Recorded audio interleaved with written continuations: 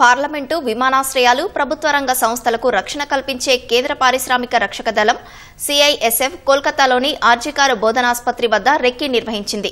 Senior అధికారి నేతృత్వంలోని CISF బృందం ఆసుపత్రి వద్దకు చేరుకుని భద్రతా ఏర్పాట్లపై స్థానిక పోలీసులు, ఆసుపత్రి వర్గాలతో చర్చించింది. మరోవైపు గత వారం ఆసుపత్రి ఆవరణలో విధ్వంసం సృష్టించిన వ్యవహారంలో కోల్కతా పోలీసు విభాగం చర్యలు చేపట్టింది.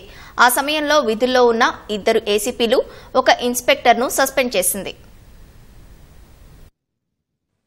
సుప్రీంకోర్టు ఆదేశాలతో కేంద్ర పారిశ్రామిక రక్షణ దళం సిఐఎస్ఎఫ్ వైద్యురాలిపై హత్యాచార ఘటన చోటు చేసుకున్న కోల్కతాలోని ఆర్జికార్ ఆసుపత్రి వద్దకు చేరుకుంది. భద్రతా ఏర్పాట్లపై ఆసుపత్రి వర్గాలు స్థానిక పోలీసులతో చర్చించింది. అనంతరం ఆసుపత్రిలో రెక్కీ నిర్వహించింది. ఆగస్టు 15 అర్ధరాత్రి ఆసుపత్రి ఆవరణలో దుండగులు దాడి చేస్తున్నా పోలీసులు నివారించకపోవడంపై సుప్రీంకోర్టు ఆగ్రహం వ్యక్తం చేసింది. ఆ ఘటన తర్వాత చాలా మంది వైద్యులు క్యాంపస్ ను విడిచి వెళ్లిపోయారని, అక్కడ సురక్షిత వాతావరణం కల్పించాల్సిన అవసరం ఉందని పేర్కొంది. కేంద్ర బలగాలు ఆసుపత్రి వద్ద రక్షణ కల్పిస్తాయని సొలిసిటర్ జనరల్ తుషార్ మెహతా సుప్రీంకోర్టుకు తెలిపారు. ఈ క్రమంలోనే సిఐఎస్ఎఫ్ బలగాలు ఆర్జికార్ ఆసుపత్రి వద్దకు చేరుకున్నాయి.